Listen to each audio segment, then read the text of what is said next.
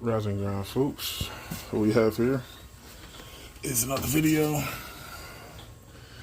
This is a Smith 80%. I believe this is another 100K BTU boiler. And I'm trying to get a good angle so I can show you guys. This was previously 2 zones, but I guess at some point in the past it got remodified, and now it's only running on 1 circulator pump and 1 thermostat.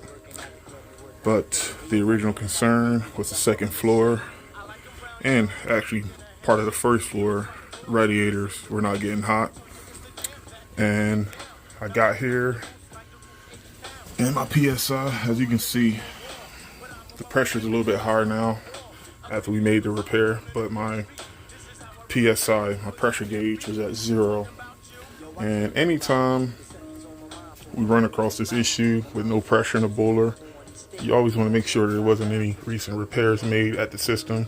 In this case, no. The tenant said that everything was working up until like last week, and then it just stopped heating up. If your boiler isn't pressurized, between that 12 to 15 psi mark, then you can forget about upper levels getting warm.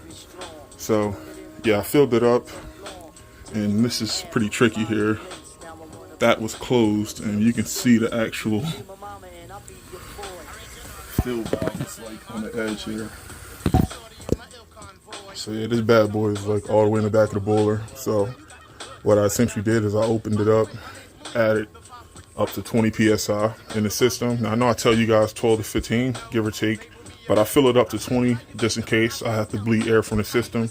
I like giving it like an extra 3 to 5 psi to allow the system to get pressurized just a bit more. That allows me to take more air from the system and do it a lot quicker. But yeah, I essentially filled it up, and pipes are still cold.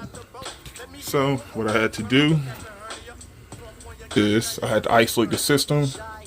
Now with isolation valves like this, if you guys have zone valves, that's pretty self-explanatory.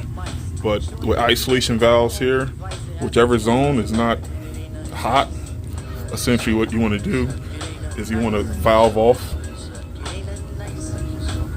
the zones that are working. So in this case, this one was the zone that was cold.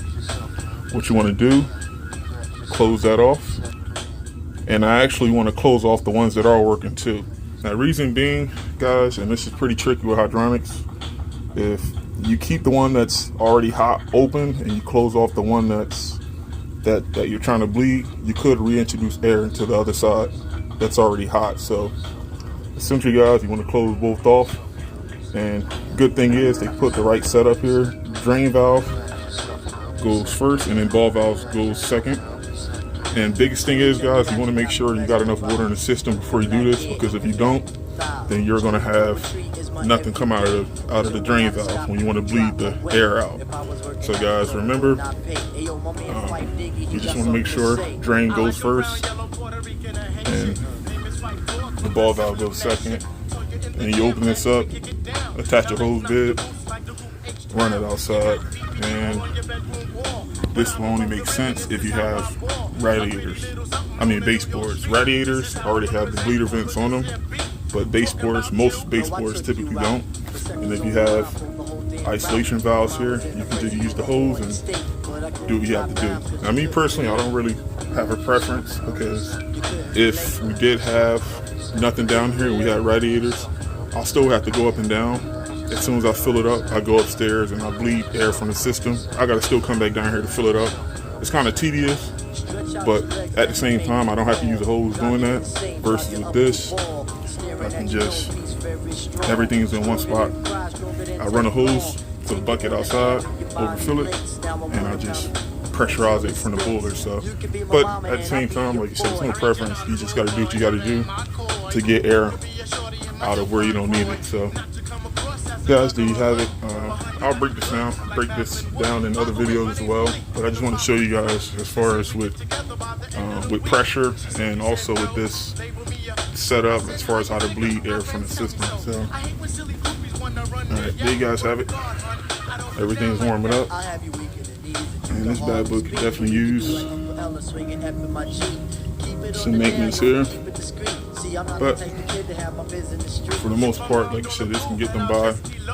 And I'll double back with the landlord, definitely with the maintenance, make sure they know that, you know, that's the biggest thing moving forward, because with the maintenance, we can definitely check the pressures, check the temperatures while we're here, and if something is cold, you know, we do the maintenance before they need the heater. So we do the maintenance like around September, October, and that essentially, if we do find a problem during that time period, we can fix that before it becomes cold and it becomes the issue. So there you guys have it.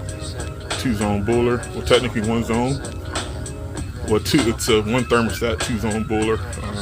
And this is based on the setup. This is how you guys will locate the problem, what you will close, and how you will bleed it out.